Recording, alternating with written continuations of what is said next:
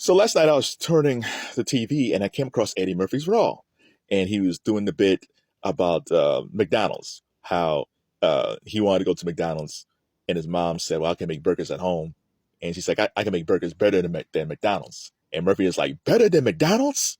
And he said, "Yeah." And then she cooked the burger with the green peppers, and it was like, "This is a better than McDonald's."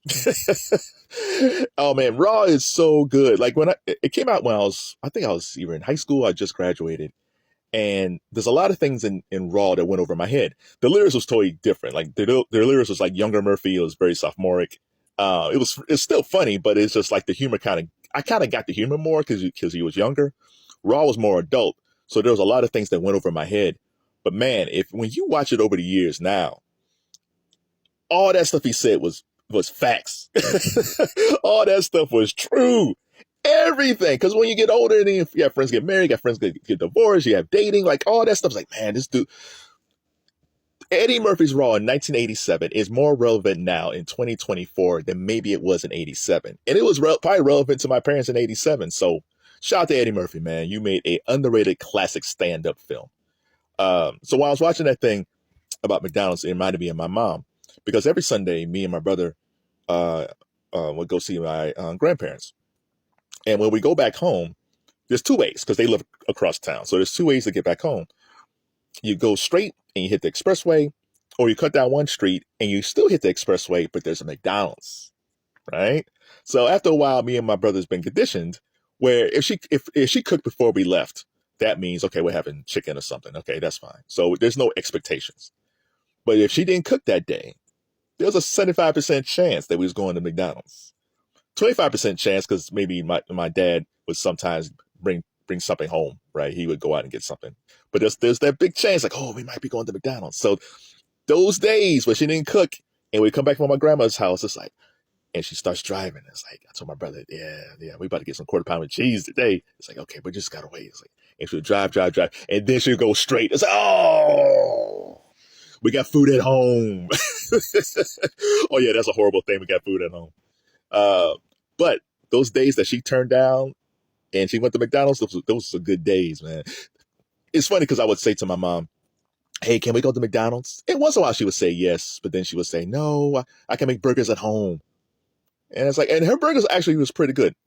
But still, it's like, oh, it's not like McDonald's. But I didn't say that out loud. Like kids today will probably say that out loud, but I would never say that to my mom in the car out loud where she can hear me. So happy Mother's Day, Mom. So in honor of my mom, I went to Giant Eagle. I bought a pack of ground beef and I made 2 burgers. Well, it started out being 2, but the one was too thick because it kept on cooking, but it was too pink, so I cut it in half and ended up making 3.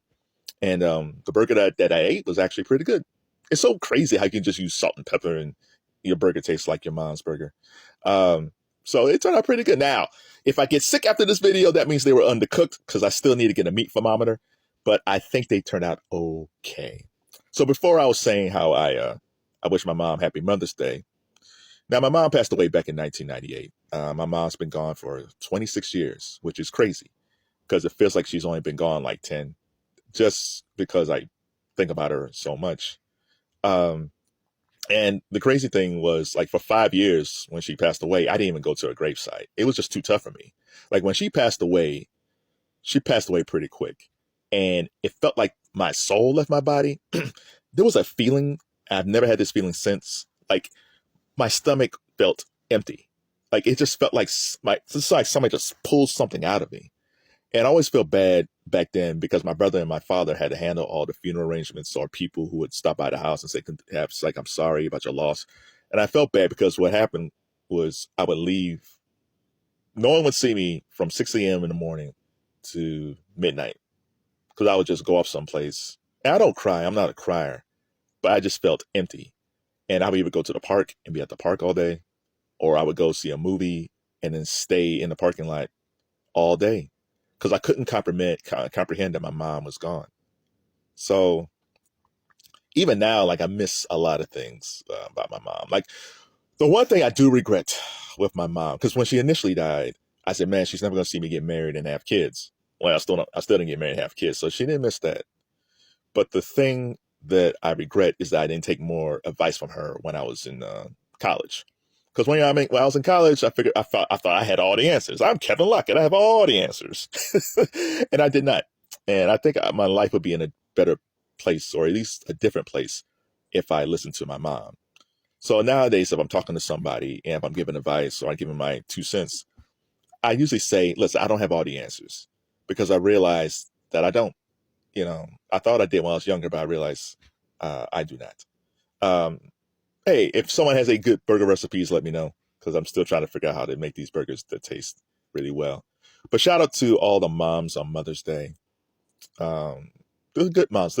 Most moms are good, but you have some sketchy ones. But also, happy Mother's Day to the grandmothers and the aunties and the family friends and the sisters, who also take care of kids as well. Because sometimes things happen with the mom. Some moms are very career happy, and they just pass the kid off. Some moms don't have a nurturing background. Some moms, like some dads, have addiction issues, and it falls on grandmothers and aunties and sisters and things like that. Like my one friend, I found out recently how when she was younger, her parents got divorced, and her mom left, and her dad was, he was the primary person, but being that she was the older sister, she had to help raise her siblings, right? And that was tough on her because she had to grow up fast.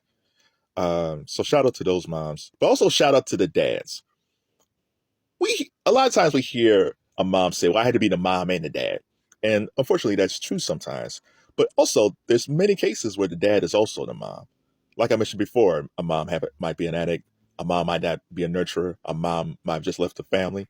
I know another guy where he had a beautiful wife. They had a great marriage. They had 2 kids, and she died young, unexpectedly. And the kids were young, and he had to raise them, by himself. And it's different today. It's still hard, but today you have YouTube or TikTok where you can kind of find out, well, how do you braid a girl's hair? How do you talk to a girl about sex? How do you, when a girl's maturing in the teenage years, how do you handle her sexuality? Like there's videos you can go to now that can help you out. But back then there was no YouTube. I think the one thing that's better back then is that there were more grandparents, aunts and uncles, who were married. And I think, I'm not sure that's how it happened for him, but I'm sure he leaned on his parents a lot to help raise his kids. And his kids are great. Like, they graduated, I think, and they're great kids and all that stuff. So shout out to the dads on Mother's Day, because sometimes they don't get a lot of love. So tell me about your mom. Do you have something? You have like my own Eddie Murphy Raw story where you have something that reminds you of your mom that kind of brings a smile to your face. Uh, Let me know. And happy Mother's Day to the moms. And also happy Mother's Day to the moms that I dated who had kids. Growing up, I was a handful to my mom because I was this quirky kid and I liked a lot of different things. And even now, like, I'm a type of dude, I could watch the Cavs play the Celtics and watch SNL and then watch Young and the Restless from Friday. Like, I was that dude. I did like weird John Wayne impersonations. So I made my mom laugh. She was like my main audience, but I could also frustrate her at the same time. And at times she used to say, like, "I don't know if I brought the right kid home." And she's right. Now I look like my father, so she did. But yeah, I'm a handful. So for all the women that I dated, I I think my dating life would be a lot better if all I did was play Madden, kept my mouth shut, and watch NBA basketball. I think most women have dated dudes. It's like, "Oh yeah, he played Madden all the time. Oh no, he just watched the game on ESPN. Oh no, he just likes playing spades."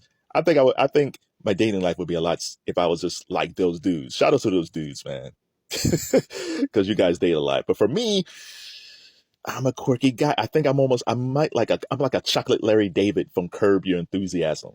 So, so for those ladies that I dated who had kids who tried to date me, I'm sorry that I frustrated you. I didn't mean it. I'm actually a good guy.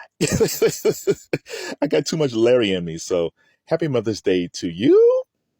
And I'm sorry about that.